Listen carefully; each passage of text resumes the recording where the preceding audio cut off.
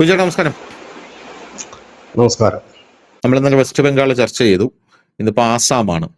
ആസാമിൽ എന്താണ് നടക്കുന്നത് എന്നുള്ളൊരു പ്രധാനപ്പെട്ട ചോദ്യമാണ്. പല ആൾക്കാരും നമ്മളെ ഈ വീഡിയോയുടെ തംബ്നെയിൽ തന്നെ അങ്ങനെയാണ്. അതായത് BJPക്ക് ടെൻഷൻ ഇല്ലാത്തൊരു സംസ്ഥാനം എന്നാണ് തംബ്നെയിൽ കൊടുത്തിരിക്കുന്നത്. പക്ഷേ ആസാമിന്റെ കണക്കുകൾ എടുത്ത് പരിശോധിക്കുമ്പോൾ ബിച്ചേട്ടാ 126 സീറ്റുകളാണ് അവിടെ ഉള്ളത്. അവിടെ BJPക്ക് വെറും 67 സീറ്റ് മാത്രമേ ഉള്ളൂ. NDA അലയൻസ് ആയിട്ട് BJP നിന്ന് ഭരിക്കുമ്പോഴാണ് BJP വലിയൊരു അക്കത്തിലേക്ക് അവിടെ പോകുന്നത്. NDAക്ക് അവിടെ 80 സീറ്റുകൾ മാത്രമേ ഉള്ളൂ, 126. BJPക്ക് 67. പിന്നെ AGP, BPF 3 സീറ്റും 10 സീറ്റും. പിന്നെ കോൺഗ്രസിന്റെ കാര്യം പരിതാപകരമാണ്. വെറും 20 സീറ്റ് മാത്രമാണ് കോൺഗ്രസിന് അവിടെ ഉള്ളത്. ഒഫീഷ്യൽ ഒപ്പോസിഷനാണ്. ASOM എന്ന് പറഞ്ഞ പാർട്ടിക്ക് 23 സീറ്റുണ്ട്. പിന്നെ നമ്മുടെ കമ്മിക്കുട്ടന്മാർക്ക് അവിടെ 1 സീറ്റുണ്ട്. CPM അവിടെ 1 സീറ്റുണ്ട് എന്നുള്ള റിപ്പോർട്ടും നമ്മൾ നേരത്തെ കണ്ടതാണ്. അപ്പൊ ഈ ആസാമിനെ കുറിച്ച് പറയുമ്പോൾ ഇത്തവണ എങ്ങനെയാണ് ആസാമിന്റെ ഒരു പൊതുചിത്രം എന്ന് പറയുന്നത്? ഇത്തവണ ഈ സർവേകളൊക്കെ പറയുന്നത് 90-95 സീറ്റുകളിൽ NDA സഖ്യം അവിടെ വീണ്ടും അധികാരത്തിൽ വരാൻ സാധ്യതയുണ്ട് എന്നുള്ളതാണ്. പക്ഷേ ഈ ഹിമന്ത് ബിശ്വ ശർമ്മ എന്ന് പറയുന്ന വ്യക്തി ആസാമിലെ ആ ഒരു മുഖ്യമന്ത്രിയെ കുറിച്ച് അത്ര നല്ല ഒരു ഇമേജ് അല്ല. നേരത്തെ അദ്ദേഹത്തെ ശ്രദ്ധിക്കുന്നില്ലായിരുന്നു കേട്ടോ. പക്ഷെ ഇപ്പൊ BBC വരെ വന്ന് ഹിമന്ത് ബിശ്വ ശർമ്മയെ കുറിച്ച് നെഗറ്റീവായിട്ടുള്ള വാർത്തകൾ ചെയ്ത് രാജ്യം മുഴുവൻ പടർത്തുന്ന ഒരു കാഴ്ച നമുക്ക് കാണാനായിട്ട് സാധിക്കുന്നുണ്ട്. ഞാനൊരു ബൈറ്റ് കണ്ടു അദ്ദേഹത്തിന്റെ. BBC ആണ് അദ്ദേഹത്തിന്റെ ഒരു ബൈറ്റ് അദ്ദേഹം കൊടുത്തിരിക്കുന്നത്. BBC ചെന്ന് ചോദിക്കുകയാണ്, താങ്കൾ മുസ്ലിങ്ങളെ അതിഭീകരമായി പീഡിപ്പിക്കുന്നു എന്നാണല്ലോ കേൾക്കുന്നത് എന്ന് ചോദിക്കുമ്പോൾ അദ്ദേഹം പറയുന്ന ഒരു കാര്യമുണ്ട്, ഞാൻ മുസ്ലിങ്ങളെ പീഡിപ്പിക്കുന്നില്ല, നിങ്ങൾ ഇവിടെയുള്ള മുസ്ലിങ്ങളോട് ചോദിച്ചു നോക്കുക, അവരെന്നെ മാമ എന്നാണ് വിളിക്കുന്നത്. അദ്ദേഹത്തിന്റെ ഒരുപാട് വീഡിയോസിൽ ഞാൻ കണ്ടിട്ടുണ്ട്. അദ്ദേഹം ഭയങ്കര അവിടെയുള്ള വോട്ടർമാരുടെ കൂടെ അവരുടെ കൂടെ ഇറങ്ങി ഡാൻസ് ചെയ്യുന്നു. അദ്ദേഹത്തിന്റെ ഒരു വലിയൊരു പ്രത്യേകത എന്ന് പറഞ്ഞാൽ അവരെ പിടിച്ചിട്ട് അദ്ദേഹത്തിന്റെ ഒരു സ്നേഹപ്രകടനമുണ്ട്. നോവിച്ചുകൊണ്ടാണ് അദ്ദേഹം സ്നേഹപ്രകടനം നടത്തുന്നത്. മുഖത്തടിക്കുക, കുനിച്ചു നിർത്തി മുതുകിൽ ഇടിക്കുക, ഇതൊക്കെയാണ് അദ്ദേഹത്തിന്റെ സ്നേഹപ്രകടനത്തിൽ ദൈവികരമായിട്ട് വരുന്ന സാധനങ്ങൾ എന്ന് പറയുന്നത്. അദ്ദേഹം ഹെലികോപ്റ്റർ ഇറങ്ങി പുറത്തേക്ക് വന്ന് അദ്ദേഹം നടന്നു പോവുകയാണ്. വളരെ കാഷ്വൽ ആയിട്ടുള്ള ഒരു വീഡിയോ ആണ്. അദ്ദേഹം തന്നെ ഇൻസ്റ്റാഗ്രാമിൽ പോസ്റ്റ് ചെയ്തതാണ്. നടന്നു പോകുമ്പോൾ അങ്ങ് ദൂരെ ഒരു ചെക്കൻ നിൽക്കുന്നു. ആ ചെക്കൻ നിൽക്കുമ്പോൾ അദ്ദേഹം ആ ചെക്കന്റെ അടുത്തേക്ക് പോകുന്നു. അവന്റെ മൂക്കിന് എന്തോ ഒരു പ്രശ്നമുണ്ട്. അദ്ദേഹം ചോദിക്കും എന്താ പറ്റിയെന്ന് ചോദിക്കുന്നു. പറയും ഇത് പ്ലാസ്റ്റിക് സർജറി ചെയ്താൽ മാറ്റാൻ പറ്റുമെന്നാണ് മാമ പറയുന്നത്. ഉടനെ അദ്ദേഹം പറയുന്നു ഇവന്റെ പേര് എഴുതിയെടുക്കുക, ഇവന്റെ പേര് എഴുതിയെടുത്ത് നാളെ തന്നെ ഇതിനുള്ള പരിപാടികൾ ചെയ്യുമെന്ന് പറയും. അപ്പൊ തൊട്ടടുത്ത് നിൽക്കുന്ന ഒരു ചെറുക്കൻ ഇങ്ങനെ കൈപൊക്കിയിട്ട് ചോദിക്കുന്നുണ്ട്, എന്റെ അമ്മയ്ക്ക് മാമനെ കാണണമെന്നൊരു ആഗ്രഹമുണ്ട്, വീട്ടിൽ വരുമോ എന്ന് ചോദിക്കുമ്പോൾ അതിനെന്താടാ വീട്ടിൽ വരാം, നാളെ നീ ഒരു കാര്യം ചെയ്യ്. അദ്ദേഹത്തിന്റെ ഫോൺ എടുത്തിട്ട് ആ ചെക്കന്റെ അമ്മയുടെ നമ്പറിൽ, അദ്ദേഹത്തിന്റെ ഒഫീഷ്യൽ ഫോണിൽ നിന്ന് അമ്മയെ വിളിച്ചിട്ട് സംസാരിച്ചിട്ട് പറയുകയാണ് ഞാൻ വീട്ടിൽ വരും. അവിടുത്തെ ലൈനേ വേറെയാണ്. അപ്പൊ BBC അങ്ങനെയുള്ള ഒരു സ്ഥലത്താണ് BBC ഒന്ന് ഇങ്ങനെ കുത്തിത്തിരിപ്പ് നടത്തുന്നത് എന്നുള്ളതാണ് പ്രധാനപ്പെട്ട കാര്യം. പിന്നെ പതിവില്ലാതെ ഞാൻ കണ്ടൊരു കാഴ്ച, കഴിഞ്ഞ തവണ ഇത് ഞാൻ കണ്ടിട്ടില്ല, അതുകൊണ്ടാണ്, ഇനി നടന്നിട്ടുണ്ടോ എന്ന് എനിക്കറിയില്ല. ആസാമിലെ പ്രധാനമന്ത്രി നരേന്ദ്രമോദി കൊളുന്തു നുള്ളാൻ പോയൊരു കാഴ്ച ഇത്തവണ വളരെ ഫേമസ് ആയിരുന്നു. ഇവിടെയുള്ള കമ്മികൾക്കൊന്നും അതിന്റെ ഒരു പൊളിറ്റിക്സ് അറിയില്ല എന്നുള്ളതാണ്.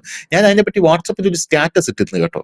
വാട്സപ്പിൽ സ്റ്റാറ്റസ് ഇട്ടിട്ട് അതിന്റെ ഒരു ക്യാപ്ഷനായിട്ട് ഞാൻ കൊടുത്തത്, നരേന്ദ്രമോദി തലൈവൻ കൊളുന്തു നുള്ളിയാലും ചവറ് പറക്കിയാലും ഒന്ന് കാണാതെ ഒന്നും ചെയ്യില്ല എന്നുള്ളതാണ് ഞാൻ കൊടുത്തിരുന്നത്. അപ്പൊ പല ആൾക്കാരും എന്നോട് ചോദിച്ചു അതെന്താ അങ്ങനെ എഴുതിയതെന്ന് ചോദിച്ചു. അപ്പൊ ഞാൻ പറഞ്ഞു ആസാമിലെ ടീ ബെൽറ്റുകളെ കുറിച്ചുള്ള ഇത് നിങ്ങൾ പഠിക്കാത്തത് കൊണ്ടാണ്. 35 ലക്ഷം വോട്ടർമാരാണ് ആസാമിലെ ടീ ബെൽറ്റിലുള്ളത്. 50 സീറ്റുകളാണ് ഇവർ സ്വാധീനിക്കുന്നത്. മോദി ചെന്ന് വെറുതെ അവിടെ കൊളുന്തുന്നുള്ളി അവർക്ക് ചുറ്റും നിന്ന് ഡാൻസ് കളിക്കില്ല. അപ്പോഴാണ് അവർക്ക് പോലും മനസ്സിലാകുന്നത് ഇങ്ങനെ ഒരു സെറ്റപ്പ് അതിനകത്തുണ്ടല്ലേ എന്നുള്ളത്. അപ്പൊ ഇത്തവണ നരേന്ദ്രമോദി ഇറങ്ങുന്നു. ആസാമിൽ ഹിമന്ത് ബിശ്വ ശർമ്മയ്ക്ക് നേരെ അതിഭീകരമായിട്ടുള്ള അറ്റാക്ക് BBC തന്നെ. BBC എന്ന് പറയുമ്പോൾ നമുക്കറിയാലോ ആരാണ് BBCയെ സ്പോൺസർ ചെയ്യുന്നതെന്ന് നമുക്കറിയാം. അവർ തമ്മിൽ വരുന്നു. കഴിഞ്ഞ തവണത്തെ സീറ്റ് നില എടുത്ത് പരിശോധിക്കുമ്പോൾ NDAക്ക് 80 സീറ്റുകൾ മാത്രമേ ഉള്ളൂ. സർവേയിൽ പറയുന്നുണ്ട് സേഫ് ആണെന്ന് പറയുന്നു. യഥാർത്ഥത്തിൽ ആസാം സേഫ് ആണോ? ഒരു നിർണായക ഘടകമാണ് ടീ ബെൽറ്റ്. നമ്മുടെ ന്യൂസ് ഇന്ത്യ മലയാളം സമഗ്രമായി തന്നെ ടീ ബെൽറ്റിനെ കുറിച്ച് മാത്രം എനിക്ക് തോന്നുന്നു നമ്മൾ ടീ ബെൽറ്റിനെ കുറിച്ച് ചെയ്തിട്ടാണ് കേരളം തന്നെ ചിലപ്പോൾ ടീ ബെൽറ്റിനെ കുറിച്ച് അറിഞ്ഞെന്നാണ് എനിക്ക് തോന്നുന്നത് കേട്ടോ. അപ്പൊ ഈ ടീ ബെൽറ്റ് എന്നുള്ള വാക്ക് TG അറിയാം. TG അവിടെ കുറച്ചോളം ജോലി ചെയ്തിരുന്നതാണ് ആസാം. അതുപോലെ തന്നെ ഭാസ്കര ചന്ദ്ര ബാബു, നമ്മുടെ ഈ ഉണ്ണി ബാലകൃഷ്ണന്റെയും വേണു ബാലകൃഷ്ണന്റെയും അമ്മാവൻ, അദ്ദേഹവും അവിടെ ഒരു തൊഴിലാളിയായിട്ട് അവിടെ ജോലി ചെയ്തിരുന്ന ഒരു വ്യക്തിയാണ്. അവർക്കൊക്കെ ഈ ടീ ബെൽറ്റിന്റെ പ്രാധാന്യം അറിയാം. അവിടെയാണ് ഈ CPMന് ഒരു സീറ്റ് കിട്ടിയത്. ഇപ്പൊ ധനുഷ് പറഞ്ഞല്ലോ, സഖാക്കൾ അവിടെ യൂണിയനും ഒക്കെ ഉണ്ടായിരുന്ന സമയമുണ്ട് പണ്ട്, വളരെ പണ്ട്. അവർ ഇന്ത്യ മുഴുവൻ ഉണ്ടായിരുന്നല്ലോ, CATU ഒക്കെ പണ്ട് വളരെ എല്ലായിടത്തും ഉണ്ടായിരുന്നു. അങ്ങനെയാണ് അവർക്ക് അവിടെ ഒരു കമ്മ്യൂണിസത്തിന് അവിടെ വേറിട്ടുണ്ടാകുന്ന ഈ തോട്ടം തൊഴിലാളികൾക്കിടയിലാണ്. അപ്പൊ ടീ ബെൽറ്റ് പിടിക്കുക എന്നുള്ളതായിരുന്നു ഒരു വലിയ ലക്ഷ്യം. RSS വളരെ കാലമായി പ്രവർത്തിക്കുന്നതാണ്. അങ്ങനെ BJP അവിടെ പടിപടിയായിട്ട് വരുന്നു. BJP അവിടെ ഉയർത്തിയ പ്രധാനപ്പെട്ട കാര്യം എന്ന് പറഞ്ഞു കഴിഞ്ഞാല് തദ്ദേശീയരായിട്ടുള്ള ഈ റോഹിംഗ്യകൾക്കെതിരെ, കുടിയേറിയ മുസ്ലിങ്ങൾക്കെതിരെ ഒരു ക്യാമ്പയിൻ അഴിച്ചുവിട്ടുകൊണ്ടാണ് അവിടെ സർബാനന്ദ് സോനോവാളിന്റെ നേതൃത്വത്തില് സർബാനന്ദ സോനോവാൾ എന്ന് പറഞ്ഞാൽ അവരുടെ ഏറ്റവും പ്രധാനപ്പെട്ട ലീഡറാണ്. പിന്നീട് കേന്ദ്രമന്ത്രിയൊക്കെ ആയി. അദ്ദേഹത്തിന്റെ നേതൃത്വത്തിൽ അവിടെ BJP പതുക്കെ പതുക്കെ പച്ച പിടിച്ചു വരുന്നു, ഇങ്ങനെ വരുന്നു. കാരണം BJPക്ക് ഒരിക്കലും അവിടെ കടന്നു കയറാൻ കഴിയില്ലെന്ന് എല്ലാവരും പറഞ്ഞിരുന്ന ഒരു മണ്ണാണ്. കാരണം അനവധി വിഷയങ്ങളുണ്ട്. കാരണം ഈ നോർത്ത് ഈസ്റ്റേൺ സ്റ്റേറ്റിന്റെ ഏറ്റവും വലിയ പ്രശ്നം അനവധി ഗോത്രങ്ങൾ വ്യത്യസ്തമായ രാഷ്ട്രീയ ചിന്താഗതിയോട് വ്യത്യസ്തമായ ആവശ്യങ്ങളോട് നിലകൊള്ളുന്ന ഒരു സംസ്ഥാനം. ഒപ്പം തന്നെ പൊളിറ്റിക്സ് തന്നെ വിവിധ ആംഗിളിൽ വിവിധ രീതിയിലാണ്. കാരണം കോൺഗ്രസ് ആയാലും കമ്മ്യൂണിസ്റ്റ് ആയാലും ഒക്കെ ഇവിടെ ഒന്നും പറയുന്ന കാര്യങ്ങളില്ല. അവിടെ നമുക്കറിയാം നമ്മുടെ 2019 ഈ പൗരത്വ ഭേദഗതി സമരം വന്നപ്പോൾ ആസാമിൽ അത് വലിയ പ്രക്ഷോഭമായിട്ട് മാറിയിരുന്നു. അന്നപ്പോ സുഡാപ്പികളെല്ലാം കൂടെ ആദ്യം കൈയടിച്ചു, അതാ കണ്ടില്ലേ ഞങ്ങളെ പിന്തുണച്ച് ആസാം രംഗത്തെത്തിയിരുന്നു. പക്ഷെ ആസാം അതിനല്ല പറഞ്ഞത്.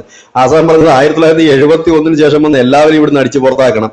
ഈ പൗരത്വ ഭേദഗതി ബില്ലിനെതിരെ അല്ല അവർ സമരം ചെയ്തത്, എല്ലാവരും അടിച്ചു പുറത്താക്കണം എന്ന് അവർ പറഞ്ഞു. കാരണം അവരുടെ നാട്ടില് ഈ ബംഗ്ലാദേശിൽ നിന്ന് ഒരുപാട് പേര് കടന്ന്, അതിൽ ഹിന്ദുക്കളുമുണ്ട് കേട്ടോ, അവർ കടന്നു കയറി ഈ ബംഗാളി ഹിന്ദുക്കൾ, ബംഗാളി ബ്രാഹ്മിൺസ് ഒക്കെ ഒരുപാടുണ്ട് അതിൽ. അവർ കടന്നു കയറിയിട്ട് ഈ തദ്ദേശീയരായിട്ടുള്ളവരുടെ ഒക്കെ ഈ അധികാരം കവർന്നു. ഇപ്പൊ ഹിന്ദുക്കൾ ബ്രാഹ്മിൺസ് കടന്നു കയറി കഴിഞ്ഞാൽ അവിടുത്തെ തദ്ദേശീയരുടെ എന്താ പറയുന്ന സംവരണം ഒന്നും കവരാൻ പറ്റില്ലല്ലോ. പകരം ഈ മുസ്ലിംസ് കടന്നു കയറിയിട്ട് തദ്ദേശീയരായിട്ടുള്ള മുസ്ലിംസിന്റെ സംവരണം കവർന്നെടുക്കുന്നു. ഒപ്പം തന്നെ ഈ പള്ളികൾ, ഇവന്മാർ വന്നിട്ട് ഒരുപാട് പള്ളികൾ സൃഷ്ടിക്കുക. ഇവന്മാർ ഒരുപാട് ഇമാമന്മാർ വരും ഈ മതപ്രഭാഷണത്തിനകത്ത്. ഈ വരുന്ന ഇമാമന്മാരൊക്കെ അവിടെ തമ്പടിക്കുക, പിന്നീട് അവരവിടുത്തെ വലിയ മതപണ്ഡിതന്മാരായി മാറി. ഇതിനെതിരെ അവിടുത്തെ മുസ്ലിങ്ങൾക്കും പ്രശ്നമുണ്ട്, അവിടുത്തെ ഹിന്ദുക്കൾക്കും പ്രശ്നമുണ്ട്. പിന്നെ ഹിന്ദുക്കളെ സംബന്ധിച്ച് ഹിന്ദുക്കൾ കിട്ടുന്ന സംവരണമൊന്നും ഇവർക്ക് തട്ടിയെടുക്കാൻ കഴിയില്ല. കാരണം അവിടുത്തെ കിടക്കുന്ന ഹിന്ദു ഗോത്രവർഗ മേഖലയാണ്, ഗിരിവർഗ മേഖലകളുണ്ട്. അതൊന്നും ഈ വന്ന ബംഗ്ലാദേശിൽ നിന്ന് വന്ന ഈ ബംഗാളി ബ്രാഹ്മിൺസിന് അല്ലെങ്കിൽ ആ കാറ്റഗറി പെടുന്ന ഹിന്ദുക്കൾക്ക് തട്ടിയെടുക്കാൻ കഴിയുന്നില്ല. പിന്നീട് ഈ വന്നു കയറി അവിടെ പതുക്കെ പതുക്കെ പിടിമുറുക്കാൻ തുടങ്ങുകയും ഈ AIUDF എന്ന് പറയുന്ന ഒരു പാർട്ടി അവിടെയുണ്ട്. അദ്ദേഹത്തിന്റെ നേതാവ് എന്ന് പറഞ്ഞാൽ മിക്കവാറും ഒക്കെ ജയിലിലാണ്. BJP കയറിയതിനു ശേഷം മിക്കവാറും ജയിലില്ല, റെസ്റ്റ് ഇല്ല പുള്ളിക്ക്. കാരണം പുള്ളി ഇറങ്ങി വരും, എന്തെങ്കിലുമൊക്കെ ഒരു തീവ്രമായ ഒരു പ്രസ്താവന നടത്തും, വീണ്ടും പുള്ളി അകത്തു പോകും. ഇതൊക്കെയാണ് പുള്ളിയുടെ ഹോബികൾ. പുള്ളി അവിടുത്തെ മുസ്ലിം പ്രതിനിധി ഒരു പാർട്ടിയുടെ പ്രതിനിധാനം ചെയ്യുന്ന ഒരു നേതാവാണ്. അപ്പം ഇദ്ദേഹത്തിന്റെ കീഴിൽ 25 MLA വരെ ആസാമിൽ ഉണ്ടായിരുന്ന ഒരു കാലഘട്ടമുണ്ട്. അതായത് ഈ കുടിയേറിയവരെല്ലാം MLA-മാരും MP-മാരും മന്ത്രിമാരും ഒക്കെ ആയിപ്പോവുകയും അവരുടെ കൈവശം അവിടുത്തെ ലക്ഷക്കണക്കിന് ഏക്കർ തോട്ടങ്ങൾ ഇവരുടെ കൈവശം ഇരിക്കുകയൊക്കെ ചെയ്തു. അങ്ങനെ ഇരിക്കുന്ന സമയത്താണ് ഈ അവിടുത്തെ ശക്തനായ നേതാവായ ഈ ഹിമന്ത ബിശ്വ ശർമ്മ കോൺഗ്രസുമായി തെറ്റുന്ന ആ കഥയൊക്കെ നമ്മൾ മുമ്പ് പറഞ്ഞിരുന്നതാണ്. തെറ്റിക്കഴിഞ്ഞിട്ട് അദ്ദേഹത്തെ നമ്മൾ കേൾക്കുന്ന വാർത്ത എങ്ങനെയാണ്, അത് ഒഫീഷ്യലായിട്ടുള്ള വാർത്തയല്ല, അന്ന് മാധ്യമങ്ങളൊക്കെ നൽകിയ വാർത്ത. അതായത് നമ്പർ 10 ജനപഥത്തിൽ നിന്ന് നിരാശാഭരിതനായി ഇറങ്ങുന്ന ഹിമന്ത ബിശ്വ ശർമ്മ നേരെ പോയത് അശോക റോഡിലുള്ള BJP ഓഫീസ്. അന്ന് അശോക റോഡിലാണ് BJPയുടെ ഓഫീസ്. അതായത് വണ്ടി എയർപോർട്ടിലേക്ക് ഇവിടെ പോകുന്നതിന് പകരം ഡ്രൈവറോട് പറയുന്നു വണ്ടി അവിടെ നിന്ന് ഇങ്ങോട്ടേക്ക് പോകും, നമുക്ക് അവിടെയാണ് പോകേണ്ടതെന്ന് പറഞ്ഞു. അവിടെ ചെല്ലുമ്പോൾ ഇദ്ദേഹത്തെ കാത്ത് അമിത്ഷാ BJP ഓഫീസിൽ ഉണ്ടായിരുന്നെന്നാണ് പറയുന്നത്. ഇദ്ദേഹം ചെല്ലുമ്പോൾ അമിത്ഷാ പറഞ്ഞു ധൈര്യമായിട്ട് പൊക്കോളൂ, അവിടെ നിങ്ങൾക്ക് വേണ്ട കാര്യങ്ങൾ ഒരുക്കിയിട്ടുണ്ട് എന്ന് പറഞ്ഞു. എയർപോർട്ടിൽ ചെല്ലുമ്പോൾ RSSന്റെ പ്രചാരകന്മാരടക്കം 4 or 5 പേര് ഇദ്ദേഹത്തെ സ്വീകരിക്കാൻ എയർപോർട്ടിൽ ഉണ്ടായിരുന്നു. അവിടെ നിന്ന് തുടങ്ങിയതാണ് ഹിമന്ത ബിശ്വ ശർമ്മയും BJPയും തമ്മിലുള്ള ബന്ധം. പക്ഷെ ആദ്യത്തെ റൗണ്ട് ഹിമന്ത ബിശ്വ ശർമ്മ കൂടി ഇറങ്ങുമ്പോൾ ഭരണം കിട്ടുമോ എന്ന് സംശയിച്ചിരുന്ന BJPക്ക് ഭരണം കിട്ടി. പക്ഷെ BJP ഒരു മാന്യത കാണിച്ചു അവിടെ. അതുപോലെ പാർട്ടിക്ക് വേണ്ടി നിലകൊള്ളുകയും പാർട്ടിക്കാരനായ ഇരുന്ന ഈ സർബാനന്ദ് ആനന്ദിനെ തള്ളിക്കളഞ്ഞില്ല, അദ്ദേഹത്തെ മുഖ്യമന്ത്രിയാക്കി. ഹിമന്ത ബിശ്വ ശർമ്മയോട് നിങ്ങൾ കാത്തിരിക്കും, നിങ്ങൾ കുറച്ചുകൂടെ ചെറുപ്പമല്ലേ, നിങ്ങൾ കാത്തിരിക്കൂ, ഇദ്ദേഹമാകട്ടെ ആദ്യത്തെ മുഖ്യമന്ത്രി അദ്ദേഹമാണ്. കാരണം അദ്ദേഹം അതിനുവേണ്ടി ഒരുപാട് പണിപ്പെട്ടിട്ടുള്ള ആളാണ്. പിന്നെ നമ്മുടെ BJPയുടെ സംഘത്തിന്റെ ഒക്കെ ആളാണ് അദ്ദേഹം, ആകട്ടെ എന്ന് പറഞ്ഞു ആ ഒരു മാന്യത പുലർത്തി അദ്ദേഹം ഭരിച്ചതിന് ശേഷം അദ്ദേഹത്തെ കേന്ദ്രമന്ത്രിയാക്കുകയും ആ ഒരു സ്ഥാനത്തേക്ക് ഹിമന്ത ബിശ്വ ശർമ്മയാണ് BJP കൊണ്ടുവന്നത്. BJP സംബന്ധിച്ചില്ലെങ്കിൽ ഇന്ത്യൻ പൊളിറ്റിക്സിലെ ട്രബിൾ ഷൂട്ടർ എന്നാണ് ഹിമന്ത ബിശ്വ ശർമ്മ അറിയപ്പെടുന്നത്. അപ്പോൾ BJP തുടക്കം മുതലേ BJPക്ക് കടന്നെല്ലാം കഴിയാതിരുന്ന ഒരു സ്ഥലമാണ് ഈ ടീ ബെൽറ്റ്, ചായ ബെൽറ്റ് എന്ന് പറയും. അവിടെയാണ് നരേന്ദ്രമോദി കൊളുന്തു നുള്ളാൻ പോയത്. അവിടെ കടന്നു കയറാനേ കഴിയില്ല. അത് കാരണം അത് കടന്നു കയറാൻ കഴിയാത്തതിന് പ്രധാനപ്പെട്ട പ്രശ്നം ഈ കുടിയേറ്റക്കാരായിട്ടുള്ള റോഹിംഗ്യകൾ അടക്കമുള്ള ഒരു തോട്ടം തൊഴിലാളി മേഖലയിലുണ്ട്. ഒപ്പം തന്നെ അവിടുത്തെ പിന്നോക്ക വിഭാഗത്തിൽപ്പെടുന്നവരുണ്ട്. അങ്ങനെയുള്ള ഒരു വലിയ വിഭാഗമുണ്ട്. അപ്പൊ അവിടേക്ക് കടന്നു ചെല്ലാൻ കഴിയാത്ത സാഹചര്യം വന്നു. അപ്പോഴാണ് BJPയുടെ ഒരു വലിയ തുറുപ്പുചിട്ട് NCR നടപ്പാക്കുമെന്ന് പറഞ്ഞുകൊണ്ട് ഹിമന്ത ബിശ്വ ശർമ്മ ഒരു ഓപ്പറേഷൻ അവിടെ സ്റ്റാർട്ട് ചെയ്തു. ആ ഓപ്പറേഷൻ സ്റ്റാർട്ട് ചെയ്ത് അത് വലിയ പ്രശ്നങ്ങൾ സൃഷ്ടിക്കുകയും അങ്ങനെ ഇന്ത്യയിൽ ആദ്യമായി NCR നടപ്പാക്കിയ സംസ്ഥാനമായി അസം മാറുകയും ചെയ്തു. ഒരുപാട് പേർ കുടിയിറങ്ങി.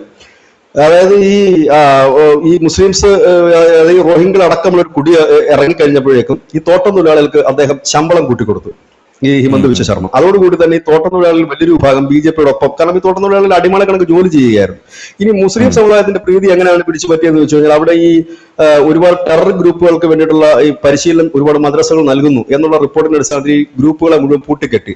അതുകൂടാതെ തന്നെ അവിടെ മതപ്രഭാഷണത്തിനും മറ്റും വരുന്നവർ ഡിസ്ട്രിക്ട് പോലീസിന്റെയോ ഇല്ലെങ്കിൽ ഈ അവിടുത്തെ ഏതെങ്കിലും ഒരു പള്ളിയുടെ അവിടുത്തെ മസ്ജിദിന്റെയോ പെർമിഷൻ ഉണ്ടെങ്കിൽ മാത്രമേ വരാൻ പറ്റൂ എന്ന് പറഞ്ഞു. അപ്പോൾ എന്ത് പറ്റി?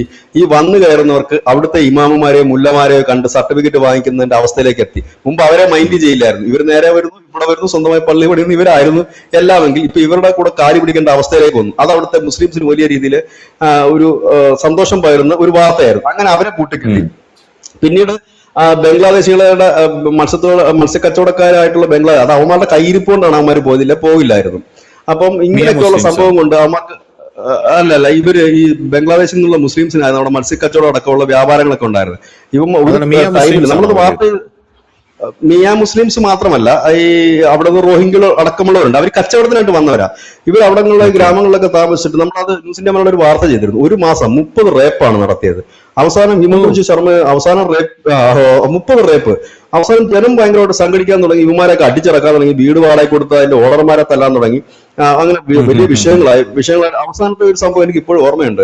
അവിടെ ഒരു പെൺകുട്ടിയെ റേപ്പ് ചെയ്ത് ഒരു തന്നെ തെളിവെടുക്കാൻ കൊണ്ടുപോയപ്പോൾ കുളത്ത് വീണ് മരിച്ചെന്നാണ് പറയുന്നത്. തല്ലിക്കൊന്നതാണോ കുളത്ത് വീണതാണോ എന്നറിയില്ല. ഏതായാലും പോലീസ് കസ്റ്റഡിയിൽ ഇരിക്കുക പ്രതി കുളത്തിൽ വീണ് മരിക്കുന്ന ഒരു സംഭവം എനിക്ക് തോന്നുന്നു ഇന്ത്യ ചരിത്രത്തിൽ തന്നെ ആദ്യമായിരിക്കാം. ഏതായാലും കുളത്തിൽ ചാടി മരിക്കുന്നു പ്രതി. അങ്ങനെയൊക്കെ വരുന്നു. അതിനുശേഷം ഈ ബംഗ്ലാദേശ് ഇഷ്യൂ ഉണ്ടായി കഴിഞ്ഞപ്പോഴത്തേനും ഇവന്മാര് പറഞ്ഞു ഞങ്ങൾ നിങ്ങൾക്ക് മീൻ തരില്ല എന്ന്. ബംഗ്ലാദേശ് യുഎസ് ഇരുന്ന സമയത്ത് അതോടുകൂടി തന്നെ ആസാമിലെല്ലാം കൂടി ഇവന്മാർ അടിച്ചൊഴിച്ചിട്ട് നിന്റെ ഒന്നും മീൻ വേണ്ടെന്ന് പറഞ്ഞു. അങ്ങനെ പിന്നീട് ഒഡീഷയിൽ നിന്നും ഗുജറാത്തിൽ നിന്നും മഹാരാഷ്ട്രയിൽ നിന്നും ഒക്കെ വലിയ രീതിയിൽ മീൻ അവിടെ എത്താൻ തുടങ്ങുന്ന ഒരു കാര്യം. ഇതിനിടയിൽ നരേന്ദ്രമോദി സർക്കാർ ചെയ്ത ഒരുപാട് വികസന പ്രവർത്തനങ്ങളുണ്ട്. നമ്മുടെ ഈ ബ്ലോഗർമാരൊക്കെ ആസാമിലും നോർത്ത് ഈസ്റ്റിലൊക്കെ പോകാറുണ്ട്. അപ്പൊ അവരാദ്യം പറയുന്ന കാര്യം എന്ത് ഭംഗിയുള്ള റോഡുകളാണ്, എന്ത് വീതിയുള്ള റോഡുകളാണ്. കാരണം ആസാമിലൊക്കെ പോയിട്ടുള്ളവർക്കറിയാം. ഇല്ലെങ്കിൽ ഞാൻ എന്റെ ബാല്യകാലം ആസാമിൽ ഉണ്ടായ ഒരു വ്യക്തി, ഷില്ലോങ്ങിലും ആ വടക്കിഴക്കൻ മേഖലയിൽ ഉണ്ടായ വ്യക്തിയാണ്. കാരണം എന്റെ അച്ഛന് ജോലി അവിടെ എയർഫോഴ്സിൽ. അപ്പൊ അവിടെ അത്രയും ദുർഘടമായ ഒരു സ്ഥലത്തേക്ക് വിശാലമായ റോഡ്, അതുപോലെ എയർ സ്ട്രിപ്പുകൾ, ഇതെല്ലാം വന്നു കഴിഞ്ഞപ്പോൾ തന്നെ അവരെ സംബന്ധിച്ച് അസാമിനെ സംബന്ധിച്ച് അസാമും ദില്ലിയും തമ്മിലുള്ള ദൂരം കുറഞ്ഞു വരുന്ന ഒരു സാഹചര്യം വന്നു. കൂടുതൽ വികസനം എത്തി. റബ്ബർ പ്ലാന്റേഷൻ അടക്കം അവിടെ അമിത്ഷായുടെ നേതൃത്വത്തിൽ വലിയ രീതിയിൽ തന്നെ അത് നടക്കുന്നു. ഇവർക്ക് ഒരു പ്രശ്നം എന്താണെന്ന് വെച്ചാൽ ഈ വടക്കിഴക്ക് സംസ്ഥാനങ്ങൾക്ക് മുമ്പുണ്ടായ ഒരു മാനസികാവസ്ഥ, തങ്ങൾ ഈ രാജ്യത്തിന്റെ ഭാഗമല്ലാതെ ഒരു തോന്നൽ കോൺഗ്രസ് അവരെ ഉണ്ടാക്കിയെടുത്തിട്ടുണ്ട്. നിങ്ങൾ ഈ രാജ്യത്തിന്റെ ഭാഗമല്ല, പിന്നെ നിങ്ങളെ ഞങ്ങൾ ഹെൽപ്പ് ചെയ്യുന്നു എന്ന് മാത്രമേ ഉള്ളൂ. നമുക്കറിയാം എ.കെ. ആന്റണി പറഞ്ഞൊരു കാര്യമുണ്ടായിരുന്നു. എന്തുകൊണ്ടാണ് നിങ്ങൾ ഈ ഭാഗങ്ങളിലൊന്നും റോഡും വൈദ്യുതിയും കൊടുക്കാത്തതെന്ന് വെച്ചാൽ റോഡ് പണിതാൽ ചൈന പെട്ടെന്ന് കയറി വരും ഇങ്ങോട്ട്. അതുകൊണ്ടാണ് റോഡ് പണിയാതെ കുഴി ഇട്ടിരിക്കുന്നത്. കറണ്ട് കൊടുത്തു ഈ വെട്ടം കണ്ടാകുമ്പോൾ രാത്രി ഒന്ന് ബോംബിട്ടിട്ട് പോകുമെന്ന് പറഞ്ഞിട്ടാണ് ഇന്ന് അതിർത്തി ഗ്രാമങ്ങളൊക്കെ വലിയ ടൗണുകളായി മാറി. ദിബുർഗ് എന്ന് പറയുന്ന സ്ഥലത്തായിരുന്നു ഇപ്രാവശ്യത്തെ നമ്മുടെ സ്വാതന്ത്ര്യ ദിനം ആഘോഷിച്ചത്. കാരണം അതൊക്കെ എന്ന് പറഞ്ഞാൽ ഒരു കാലത്ത് ഈ ഉൾഫയുടെ ഒക്കെ കേന്ദ്രങ്ങളായിരുന്നു. പിന്നെ അസാം ഗണപരിഷത്ത് അവരുടെ ആയുധങ്ങൾ താഴെ വെക്കുകയും ബി.ജെ.പിയോട് ഒപ്പം ചേരുകയും അവർ ബി.ജെ.പിയുടെ സഖ്യത്തിൽ മത്സരിക്കുകയും ഒക്കെ ചെയ്തു. ഇപ്പൊ അസാം ഗണപരിഷത്ത് ഇപ്പൊ ഒരു ആയുധമൊന്നും എടുക്കുന്നില്ല. അവരൊക്കെ ഇപ്പൊ വളരെ പാവങ്ങളായിട്ട് മുമ്പോട്ട് പോകുന്നൊരു കാര്യം. അങ്ങനെ ആസാം പതുക്കെ കൈപ്പിടിയിലാക്കി. നമ്മൾ ഇത്തവണ നോക്കൂ, ഈ തെരഞ്ഞെടുപ്പ് കാലത്ത് ഒരിക്കലും കാണാത്ത ദൃശ്യങ്ങളാണ് ആസാമിൽ നിന്ന് വരുന്നത്. ഒരു മുഖ്യമന്ത്രി ഒരു സ്ഥലത്തേക്ക്, ഒരു വേദിയിലേക്ക് ചെല്ലുന്നു, ഒരു റാലിയിലേക്ക് പങ്കെടുക്കാൻ ചെല്ലുമ്പോൾ അവിടെയുള്ള യുവാക്കളെല്ലാം ചാടി ഇറങ്ങിയ ബാരിക്കേഡുകൾ ഭേദിച്ചുകൊണ്ട് ഇറങ്ങിയിട്ട് ഈ മുഖ്യമന്ത്രിക്കൊപ്പം നിന്ന് നൃത്തം ചെയ്യുന്ന കാഴ്ചയാണ് ലോകത്ത് എവിടെങ്കിലും കാണാൻ കഴിയും. സാധാരണ നമ്മളൊരു റാലിയിൽ പങ്കെടുക്കുന്ന നേതാവ് ഘോരം പ്രസംഗിക്കുകയായിരിക്കും, കൈയടി ഇട്ടുകയായിരിക്കും ചെയ്യുന്നത്. പക്ഷെ ഇവിടെ അങ്ങനെയല്ല. ഈ പറയുന്ന ഹിമന്ത ബിശ്വ ശർമ്മ എന്ന് പറയുന്ന മുഖ്യമന്ത്രി അങ്ങോട്ട് ചെല്ലുമ്പോൾ ഡാൻസ് ആണ് ആ വേദിയിൽ നടക്കുന്നത്. എല്ലാവരും വരും. ധനുഷ് പറഞ്ഞതുപോലാണ് കെട്ടിപ്പിടുത്തവും ഒപ്പം തന്നെ ഇടിയും ഇങ്ങനെ വളരെ രസകരമായിട്ട് പോകുന്നു. അവിടെ ഒന്നും അദ്ദേഹം സംസാരിക്കുന്നില്ല. അദ്ദേഹം ചില പഞ്ച് ഡയലോഗുകൾ മാത്രമാണ് പറയുന്നത്. അതിൽ ചിലയിടത്തൊക്കെ അദ്ദേഹത്തെ ദൈവത്തെ പോലെ വാഴ്ത്തുന്നു. ഒരു സ്ഥലത്തോട് അദ്ദേഹം വരുമ്പോഴത്തേനും കുറെ സ്ത്രീകൾ കാത്തു നിന്നിട്ട് അദ്ദേഹത്തിന് വേണ്ടിയിട്ട് അദ്ദേഹത്തിന് കൈ പിടിച്ചുകൊണ്ട് പ്രാർത്ഥിക്കുന്നു. പക്ഷെ ഇവിടെ ശ്രദ്ധിക്കുന്ന ഞാൻ അതെല്ലാം ശ്രദ്ധിക്കുമ്പോൾ അത് മനസ്സിലാക്കാൻ കഴിയുന്ന ഇദ്ദേഹം യാതൊരുവിധ മുഷിപ്പ് അതിലൊന്നും കാണിക്കുന്നില്ല, ഇല്ലെങ്കിൽ അത് ഇറിറ്റേഷൻസ് കാണിക്കുന്നില്ല. അവർ പ്രാർത്ഥിച്ച് തീരുന്നത് അദ്ദേഹത്തിന്റെ കൂടെയുള്ള സുരക്ഷാ ഉദ്യോഗസ്ഥര് ഇവരുടെ കൈ ഇങ്ങനെ തട്ടിമാറ്റാൻ ശ്രമിക്കുമ്പോൾ ആ സ്ത്രീ മുഴുവൻ ഇദ്ദേഹം പറഞ്ഞു കുഴപ്പമില്ല, അവർ പ്രാർത്ഥിച്ച് തീരട്ടെ. കുറച്ച് ലെങ്തി ആയിട്ടുള്ള പ്രാർത്ഥനയാണ് അത്, അവരുടെ എന്തോ പ്രാർത്ഥന.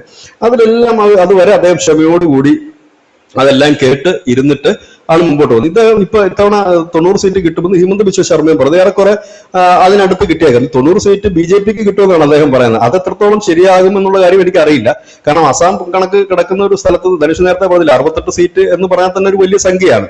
അതിൽ നിന്ന് ഒരു പക്ഷേ 80 ആകുമായിരിക്കും ബി.ജെ.പിയുടെ സീറ്റ്. 80 ആണെങ്കിൽ തന്നെ വലിയൊരു കാര്യമാണ്. കാരണം 126 സീറ്റുള്ള ആകെ. അപ്പോൾ ആസാമിലാണ് ബി.ജെ.പിക്ക് ടെൻഷൻ ഇല്ലാത്ത. അവിടെ 3ാം വട്ടവും അവർ ഉറപ്പിക്കുന്നു. യോഗി കഴിഞ്ഞാൽ പിന്നെ എനിക്ക് തോന്നുന്നു ബി.ജെ.പിക്കാരുടെ ഏറ്റവും വലിയ ഹീറോ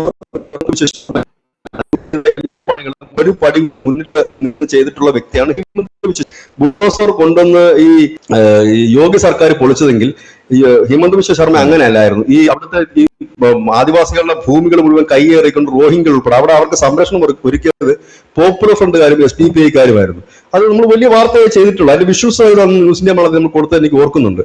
ആ സ്ഥലങ്ങൾ മുഴുവൻ, അതായത് 1-2 ഏക്കറല്ല, 4000 ഏക്കർ 2000 ഏക്കറൊക്കെ വന്നിട്ട് ഈ വെറ്റില കൃഷി തുടങ്ങുകയും ഈ ആദിവാസികളെ കൊണ്ട് അവിടെ ജോലി എടുപ്പിക്കുകയുമായിരുന്നു ഇവന്മാർ ചെയ്തുകൊണ്ടിരുന്നത്. അവിടുന്ന് ഒഴിഞ്ഞു പോകാൻ പലവട്ടം നോട്ടീസ് കൊടുത്തിട്ട് ഒഴിഞ്ഞു പോയില്ല. അവസാനം സൈന്യവും ബുൾഡോസറും കയറി മുഴുവൻ അടിച്ചു നിരത്തി ഇവന്മാരെ ഓടിച്ചു. 4000 കുടുംബങ്ങളെ അവിടുന്ന് ഓടിച്ചത്. 4000 കുടുംബങ്ങൾ എന്ന് പറഞ്ഞാൽ വന്നു കയറിയവന്മാർ, ചെറിയ കുടുംബങ്ങളല്ല, എല്ലാം മുതലാളിമാരാണ്. അവിടെ പോപ്പുലർ ഫ്രണ്ടുകാർ വലിയ വിഷയമുണ്ടാക്കി. അന്നത്തെ നടന്ന വെടിവെപ്പിൽ 2 പേരാണോ 9 പേരാണോ കൊല്ലപ്പെടുകയുണ്ടായി. അങ്ങനത്തെ സംഘർഷങ്ങളൊക്കെ ഹിമന്ത ബിശ്വ ശർമ്മയുടെ കീഴിലാണ്. കാരണം ഒരു വിട്ടുവീഴ്ചയും അതിൽ ചെയ്യില്ല. എനിക്ക് തോന്നുന്നത് ഇന്ത്യയിലെ അതിതീവ്ര ഹിന്ദുത്വ മുഖമെന്ന് വേണമെങ്കിൽ ഈ ഹിമന്ത ബിശ്വ ശർമ്മയെ നമുക്ക് പറയാൻ കഴിയും. അത്ര തീവ്രമാണ്. യോഗിയോ ഇല്ലെങ്കിൽ BJPയുടെ നേതാക്കന്മാരാരും അങ്ങനെ പറയുന്നത് ഞാൻ കണ്ടിട്ടില്ല. വളരെ ശക്തമായിട്ടാണ് പുള്ളി പറയുന്നത്. അതായത് പുള്ളി അങ്ങനെ ഒരു ഓർഡർ കണക്കായിരുന്നു. ഇവിടെ ഒരു കല്യാണം കഴിക്കാൻ പറ്റുന്നത്, അതിന് മുകളിൽ ഒന്നും ഇവിടെ കെട്ടൽ ഇവിടെ നടക്കത്തില്ല. ഇനി വേറെ ഏതെങ്കിലും രാജ്യത്ത് പോയി ചെയ്തു. പാകിസ്ഥാനിലേക്കൊക്കെ പോകാൻ പുള്ളി പറയുന്നത് വളരെ പരസ്യമായിട്ടാണ്. കോൺഗ്രസിന്റെ നേതാക്കൾ നിങ്ങൾ വേണമെങ്കിൽ അവിടെ പൊക്കോ എന്ന് പറയുന്ന ഒരു രീതി, അത് വളരെ, അതായത് എതിർത്ത് വരുന്നവരെ എല്ലാം നിലംപരിശാക്കിക്കൊണ്ട് പോയിട്ട് ഒരു ഗുഡ് ഗവേൺസ്, ഒരു നല്ല ഭരണമാണ് അവിടെ കാഴ്ചവെക്കുന്നത്. അതുകൊണ്ട് തന്നെ അദ്ദേഹത്തിന് ടെൻഷനില്ല. BJPക്ക് ആസാമിനെ കുറിച്ച് ടെൻഷനില്ല. അതായത് വടക്കിഴക്കൻ സംസ്ഥാനങ്ങളിൽ BJP സംബന്ധിച്ച് അവരുടെ ഒരു ഉറച്ച മണ്ണായി ആസാം മാറുന്നു. ആ അസാമിൽ കാലുറച്ച് നിന്നുകൊണ്ടാണ് അവര് നോർത്ത് ഈസ്റ്റിൽ ആകമാനം ഈ ഹിമന്ത ബിശ്വ ശർമ്മയെ കൊണ്ടാണ് പണിയെടുപ്പിച്ചിരിക്കുന്നത്. മിസോറാമിലായാലും നാഗാലാൻഡിലായാലും മണിപ്പൂരായാലും എല്ലായിടത്തും ഈ ഹിമന്ത ബിശ്വ ശർമ്മയാണ് ഓടി നടന്നത്. അതിനാണ് അദ്ദേഹത്തെ ട്രബിൾ ഷൂട്ടർ എന്ന് വിളിക്കുന്നത്. എവിടെ പ്രശ്നം ഉണ്ടായാലും ഹിമന്ത ബിശ്വ ശർമ്മ വരും. ഞാൻ അദ്ദേഹത്തെ കാണുന്നു, ഒരുപക്ഷെ ഭാവിയിലെ ഇന്ത്യയുടെ ആഭ്യന്തരമന്ത്രിയായിട്ടൊക്കെ ഹിമന്ത ബിശ്വ ശർമ്മ വന്നാലും അത്ഭുതപ്പെടാനൊന്നുമില്ല. അത്യാവശ്യം നല്ല എഡ്യൂക്കേറ്റഡ് ആണ്, നല്ല ഒരു കപ്പാസിറ്റി ഉള്ള മനുഷ്യനാണ്. എനിക്ക് തോന്നുന്നു ഇത് അദ്ദേഹത്തിന്റെ നിയമസഭയിലുള്ള അവസാന തെരഞ്ഞെടുപ്പ് ആയിരിക്കുമെന്നാണ് എന്റെ ഒരു ഗസ്സിങ്. കാരണം അതിനുശേഷം അടുത്ത അതായത് നരേന്ദ്രമോദിക്ക് ശേഷം വരുന്ന ഒരു മന്ത്രിസഭയിൽ ഈ പറയുന്ന ഹിമന്ത ബിശ്വ ശർമ്മ ഒന്നുകിൽ നമ്മുടെ രാജ്യത്തിന്റെ ഡിഫൻസ് മിനിസ്റ്റർ ആയിരിക്കാം, അതല്ലെങ്കിൽ നമ്മുടെ രാജ്യത്തിന്റെ ഹോം മിനിസ്റ്ററായി മാറിയേക്കാം. എന്തായാലും അങ്ങനെ സംഭവിക്കട്ടെ. കാരണം വലിയ പ്രായമൊന്നുമില്ല, മിടുക്കനാണ്.